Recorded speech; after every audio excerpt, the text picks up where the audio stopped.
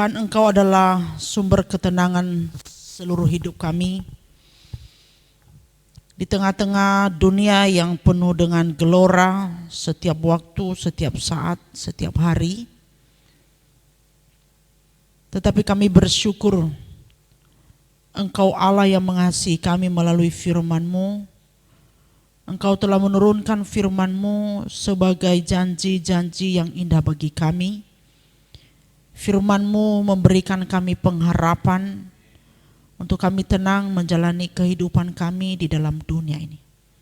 Tuhan, terima kasih, Engkau ajaib bagi kami. Dan sekali lagi biarlah firman-Mu pada malam hari ini boleh menyegarkan jiwa kami semua. Baik yang ada di rumah-Mu, di gereja maupun yang ada di rumah masing-masing. Terpujilah Engkau Bapa, di dalam nama Tuhan Yesus kami bersyukur dan berdoa. Amin. Baik, selamat malam Bapak Ibu yang dikasihi Tuhan. Shalom. Apa kabar? Luar biasa. Baik. Malam hari ini tema kita sangat menarik ya. Hari-hari ini setiap persekutuan doa kita bicara tentang berbagai macam ketakutan demi ketakutan di dalam hidup ini. Dan malam hari ini kita akan merenungkan dengan satu tema, kecemasan dan kekhawatiran berpadu. Wah, ini ya, kecemasan dan kekhawatiran berpadu menjadi satu. Ya, apa rasanya ya? Bapak Ibu pernah kecemasan dan kekhawatiran berpadu menjadi satu? Saya yakin kita pernah mengalaminya. Dan itu saat-saat yang paling gak enak, itu kita tidak bisa tidur semalam-malaman kalau kecemasan dan kekhawatiran berpadu. Nah, kita lihat firman Tuhan malam hari ini. Mari kita membuka Lukas pasal 12 ayat 22 sampai 24 dan nanti ayat yang ke-29. Lukas 12 ayat 22 sampai 24. Saya baca. Yesus berkata kepada murid-muridnya. Sekali lagi, Yesus berkata kepada murid-muridnya. Ini kata Yesus, bukan kata murid, tetapi kata Yesus kepada murid-muridnya. Karena itu aku berkata kepadamu, janganlah khawatir akan hidupmu, akan apa yang hendak kamu makan, dan janganlah khawatir pula akan tubuhmu, akan apa yang hendak kamu pakai. Sebab hidup itu lebih penting daripada makanan dan tubuh itu lebih penting daripada pakaian. Perhatikanlah burung-burung gagak yang tidak menabur dan tidak menuai dan tidak mempunyai gudang atau lumbung. Namun demikian diberi makan oleh Allah. Betapa jauhnya kamu melebihi burung-burung itu. Amin. Ayat 29. Jadi janganlah kamu mempersoalkan apa yang akan kamu makan atau yang akan kamu minum, dan janganlah cemas hatimu. Bapak Ibu Saudara yang dikasihi Tuhan, membaca bagian firman Tuhan ini saya berulang-ulang baca dalam satu hari ini. Mungkin hampir 10 kali saya baca berulang-ulang. Mulai dari tadi malam sampai malam ini saya baca berulang-ulang ayat ini, dan mau baca tadi aja sungguh saya terharu bahwa Allah itu Allah yang baik. Kamu lebih jauh berharga dari burung-burung itu.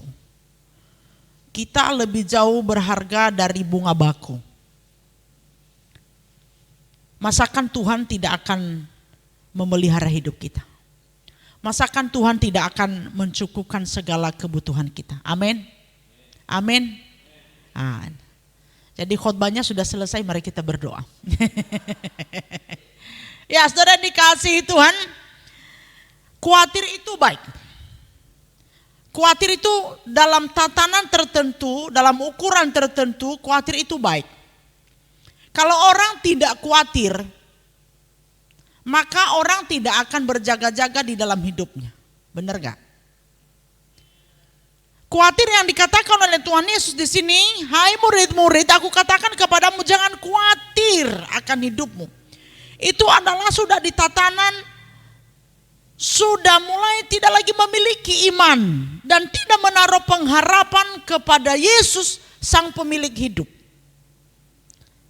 Jadi kalau kita khawatir besok bagaimana ya ini itu, dan kita akan berjaga-jaga. Khawatir besok hujan, maka malam hari ini sebelum kita berangkat atau pagi sebelum kita berangkat, kita akan siapkan mantel hujan, betul enggak?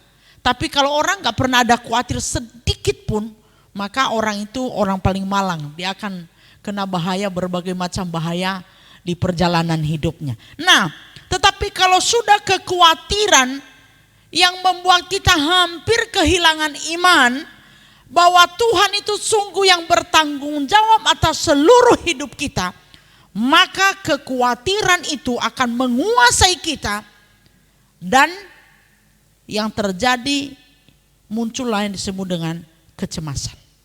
Jadi sebenarnya bukan kecemasan dulu, tapi kekhawatiran dulu. Kekhawatiran itu bisa disebutkan. Kekhawatiran itu bisa dikategorikan. Saya khawatir anak-anak. Saya khawatir untuk makanan besok. Saya khawatir, Budia khawatir apa? Oh ya, capek ngantar anak gitu. Kita khawatir pekerjaan kita khawatir toko tidak ramai, kita khawatir pekerjaan kita tidak berjalan lancar.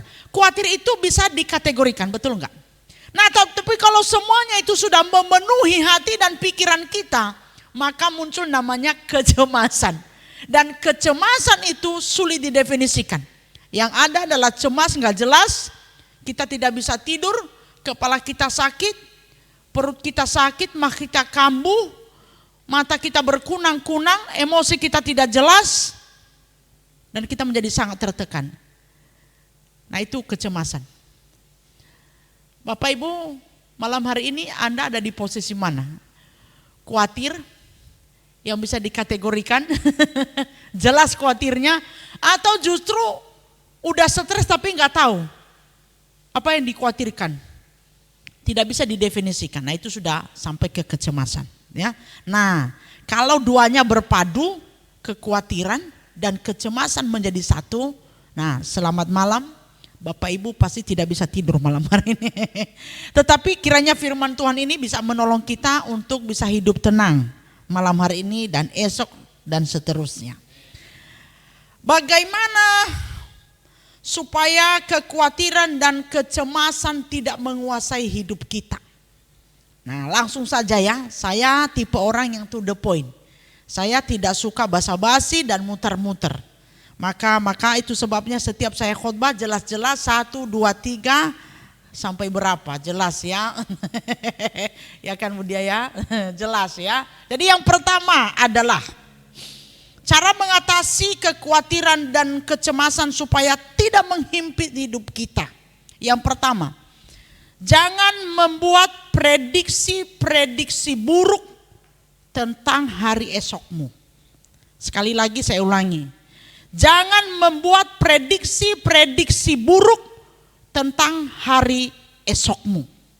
Nah, saudara yang dikasihi Tuhan, di sini digambarkan seorang pengkhawatir, bahkan seorang pencemas itu seperti nabi palsu. Ya, digambarkan seperti nabi palsu. Nah, Anda pernah nggak jadi nabi palsu? Nabi palsu itu saudara, dia memprediksi hari-hari esok bahkan jauh sekali ke depan. Dan seakan-akan itu benar, padahal sebenarnya itu tidak benar. Itu nabi palsu. Kalau nabi sungguhan, apa yang dia katakan itu berasal dari Tuhan, maka itu pasti terjadi.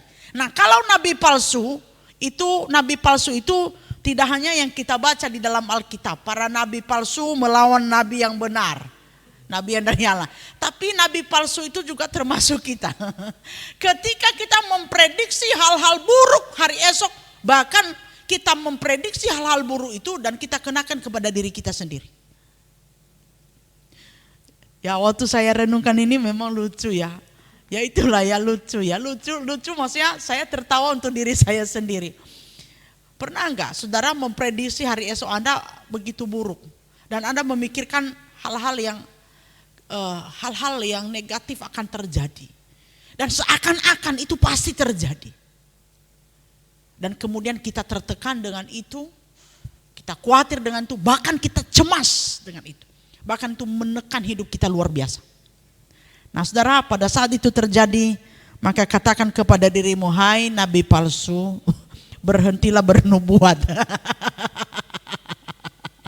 Saudara yang dikasihi Tuhan, sebenarnya logikanya sangat sederhana, tetapi ketika kita mengalami kecemasan itu, kekhawatiran berlebihan itu, logika kita menjadi lumpuh. Sebenarnya logikanya sederhana. Siapa yang menciptakan kita? Tuhan. Firman Tuhan tadi bilang apa? Burung saja yang gak menanam, tidak menabur, apalagi itu? Nah, iya kan? Bahkan bunga di padang. Tapi Tuhan tuh pelihara. Logikanya sederhana, kamu terlebih lagi kamu. Kalau kita membaca Lukas 12 seluruhnya, itu pasal 12 ke bawah itu lebih jelas lagi bahwa terlebih-lebih kamu. Makanya dikatakan di sini, tubuhmu lebih penting daripada pakaian. Tubuh ini lebih berharga, ini milik Tuhan. Yang datang langsung dari Allah atas kehendak Allah. Baju itu bisa dibeli di pasar. Tubuhmu, jiwamu tidak bisa kau beli. Itu berasal dari Tuhan. Tubuhmu milik Tuhan. Dan atas kehendak Tuhan ada di sini. Kita sudah pelajari itu tahun yang lalu di dalam persekutuan doa kita.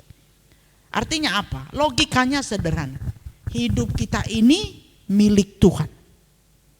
Maka yang bertanggung jawab penuh atas seluruh hidup kita siapa? Tuhan. Kalau Tuhan yang bertanggung jawab penuh atas seluruh hidup kita sebagai pemilik hidup kita, maka siapakah yang akan merancang hari esok kita? Siapa? Tuhan. Kalau Tuhan yang merancang hari esok kita, kalau Tuhan yang menuntun setiap langkah hidup kita hari demi hari, maka kira-kira yang akan terjadi hal-hal yang buruk atau hal-hal yang baik? Halo? Hal-hal yang baik. Sederhana kan logikanya, tetapi kenapa kita menjadi dikuasai oleh kecemasan dan menekan hidup kita? Karena kita seringkali senang menjadi nabi palsu. Ya. Dan itu bukan hanya Anda. Saya seringkali jadi nabi palsu. Ya kan? Ya. Halo, silakan yang di rumah dan di gereja sudah tersenyum dan katakan dalam dirimu, ya tepu-tepu ini. Ini kalau ini kita gini ini buat kita tenang, tepu-tepu. Hai nabi palsu, berhentilah bernubuat. Ya, Bapak Ibu dan saudara yang dikasihi Tuhan, kokohkan imanmu. Percaya, imani selalu. Ketika kecemasan, kekhawatiran itu datang, ingat selalu bahwa Yesus, engkau pemilik hidupku. Engkau bertanggung jawab penuh atas seluruh hidupku. Hidup keluargaku, hidup pekerjaanku, hidupku seluruhnya, apapun itu. Engkau yang bertanggung jawab atasnya. Maka tenanglah jiwa kita. Amin. Yang kedua, solusi yang kedua, supaya kekhawatiran dan kecemasan tidak menghimpit hidup kita. Yang kedua, orang dekat harus menolong. Nah ini ya, orang dekat harus menolong. Jangan justru ditambah-tambahin. Ya. Ketika orang dekatmu engkau lihat dia menjadi nabi palsu atas hidupnya, ya, menekan hidupnya sendiri dengan kekhawatiran dan kecemasannya, jangan berdiam diri, jangan membiarkan dia di dalam kecemasan itu, Jangan tambah-tambahin kecemasannya, tetapi tolong. Kalau dia udah khawatir, dia cerita kekhawatirannya, jangan bilang gini, oh iya loh, iya aku juga pikir begitu ya, aduh kayaknya akan parah deh. Iya prediksi apalagi ekonomi sekarang itu, aduh prediksinya itu, ini bisa bahaya, ini bisa hancur dunia ini. Buktinya ini udah mendekati bulan Maret. Puji Tuhan kita baik-baik saja kan. Tapi berapa banyak nabi palsu yang sudah bernubuat sebelumnya saja 2022. Memprediksi ekonomi di Indonesia hancur, dunia hancur, kita hancur, usaha kita hancur. Kita nggak bisa makan, kita akhirnya akan hanya makan ubi. Beberapa waktu yang lalu 2022 akhir itu beberapa saya dengar mengatakan hati-hati loh ya. 2023 itu bisa-bisa kita nggak makan beras. Kita kembali ke zaman dulu, kita akan makan ubi. Saya bilang puji Tuhan, ubi ditambah tales, ubi tales ditumbuh itu enak, ya kan? Nah puji Tuhan kita masih bisa makan hari ini. Nah saudara yang dikasihi Tuhan, seorang ibu, seorang istri ketika dia ditinggal oleh suaminya di rumah, dia termasuk seorang yang pengkhawatir, ya, seorang nabi palsu yang cukup kuat terhadap dirinya sendiri. Suaminya belum berangkat, lalu dia berpikir bahwa aduh saya nanti sendiri di rumah ya, nanti bagaimana kalau perampok datang, bagaimana nanti kalau pencuri datang, bagaimana nanti kalau saya lupa tutup pintu lah kemudian tiba-tiba orang perampok itu yang seperti di CCTV itu masuk, ya kan. Lalu bagaimana kalau nanti hujan, lalu bagaimana nanti kalau ada suara-suara gitu kan. Wah itu saudara. Nah suaminya juga nambahin, ya kan. Nabi palsu ketemu nabi palsu cocok kan. Suaminya bilang begini, oke Ma, kalau begitu aku akan memantau Mama setiap 5 menit. Aku akan memeriksa tingkat keamanan di sekitar rumah kita. Dan dia melihat, memasang semua radio dengan berbagai di dalam kendaraannya dari berbagai sudut. Dari desa yang ada istrinya itu, dari rumah mereka itu yang ada dari kecamatan. Jadi semua sisi dia hidupkan semua berita. Kalau terjadi sesuatu dia gampang mendengar. Kira-kira istrinya di rumah bisa bertahan di rumah 1 jam enggak? Saya rasa belum sampai 1 jam suaminya pergi. Mungkin istrinya itu sudah keluar dan mencari suaminya lagi. Iya kan? Dia enggak bisa betah gitu kan. Saudara yang dikasihi Tuhan, jadilah penolong. Orang-orang dekat harus menolong orang yang sedang mengalami kekhawatiran lebih, apalagi yang sudah sampai dalam kecemasan. Jangan ditambah-tambahin. Ya ada penyakit kecemasan saudara. Orang kalau udah masuk dalam penyakit kecemasan itu kadang tidak diundang, tetapi dia datang sendiri saudara. Ya maksudnya ada latar belakang tertentu karena tekanan ya atau kelelahan yang berlebihan dan segala macam. Lalu masuk dalam satu penyakit namanya anxiety atau kecemasan. Nah jangan ditambah-tambahin. Tapi mainkan logikanya. Orang yang sedang cemas mengalami penyakit kecemasan, logikanya sedang lumpuh. Dia bilang, aduh aku mati, nanti aku nih mati gitu kan. Bilang enggak akan mati.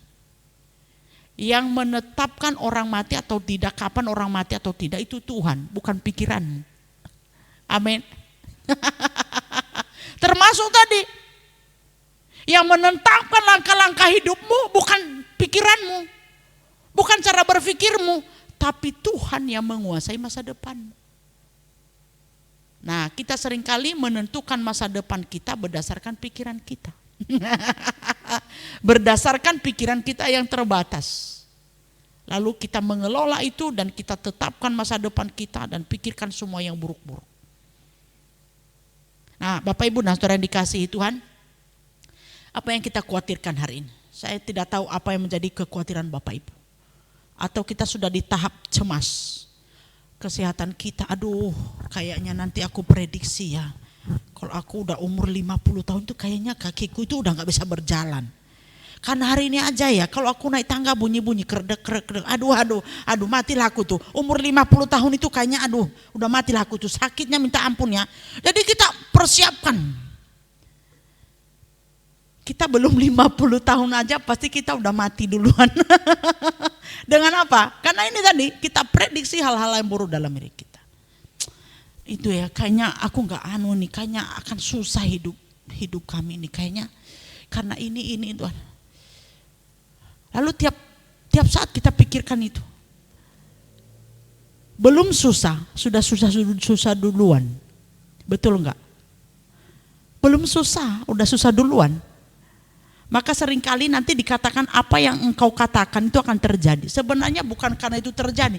Karena kata-kata kita menghasut seluruh pikiran kita dan kita mengalami sesuatu yang sebenarnya kita enggak alami. Enggak harusnya kita alami. Harusnya sembuh. Tapi bola-balik kayaknya enggak sembuh. Enggak sembuh. Beberapa waktu yang lalu pinggang saya ini sakit, masih ada sisa-sisanya. Tapi saya nggak bilang gini, aduh Tuhan, kayaknya ini seumur hidupku deh, pinggangku ini, kayaknya inilah yang buat nanti aku mati nih, pinggang ini deh. Kalau kita sudah begitu habis itu, ini pinggang akan awet. Saya enggak, sakitlah kau di situ, aku berangkat pelayanan, sembuh kau di jalan. Sembuh, lupa saya gini, berangkat. Makanya Musa bilang udah tidurlah, istirahat dulu. Saya bilang sambat tidur tambah sakit. Karena ini neken terus nanti. Mendingan aku pikirkan hal-hal yang baik, aku kerjakan hal-hal yang baik, sehat aku. Amin. Sehat. Kalau aku bawa tidur, aku bawa ngeluh, habis. Bener-bener sakit, seumur hidup sakit di atas ranjang. Amin. Halo. Orang-orang di sekitar tolonglah orang-orang yang sedang cemas. Salah satu cara menolong paling tepat adalah nggak usah dikhotbahin, nggak usah dimarahin, tapi ajak berdoa. Nah, memang kuasa Tuhan itu luar biasa memang. Ajak berdoa, sederhana ajak berdoa. Kalau misalnya suamimu lagi cemas, nggak usah dicerewetin, karena kecemasan itu sedang menguasai, malah dia nanti bisa marah. Katakan ayo kita berdoa, kita serahkan segala kekhawatiran kita kepada Tuhan. Jadi supaya yang agak waras menolong yang lagi kurang waras. Nah kita seringkali lupa, sederhana, ajak berdoa. Berdoa artinya menyerahkan segalanya kepada Tuhan dan percaya bahwa hidup ini dan segalanya ada di dalam genggaman tangan Tuhan. Termasuk malam hari ini, apapun yang kita khawatirkan atau kecemasan apa yang sedang menguasai pikiran dan hati kita. Satu hal, berdoa. Suami istri kuatlah berdoa. Orang tua anak berdoa. Serahkan hidup pada Tuhan, maka segala kekhawatiran itu akan diangkat. Bukan hanya sekedar diangkat, tetapi karena janji Tuhan iya dan amin. Firman Tuhan bilang apa tadi? Jadi janganlah kamu mempersoalkan apa yang akan kamu makan atau akan apa kamu minum, dan janganlah cemas hatimu. Jangan khawatir akan hidup. Engkau jauh lebih berharga dari burung-burung di udara. Puji Tuhan, mari kita berdoa.